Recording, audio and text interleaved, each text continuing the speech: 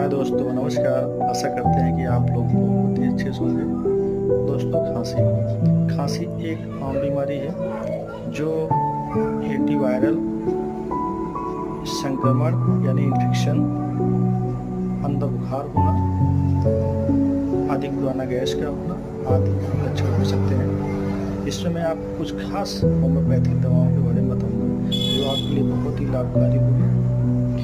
Aralia racemosa क्यों, Justicia एसाथोडा क्यों, आप दोनों को 15 ml सीसी में बराबर मात्रा में मिला लीजिए और खाना खाने के बाद 15 से 20 बूंद पानी में डाल करके सुबह दोपहर शाम ले सकते हैं। आपको बहुत अच्छा रिजल्ट मिलेगा।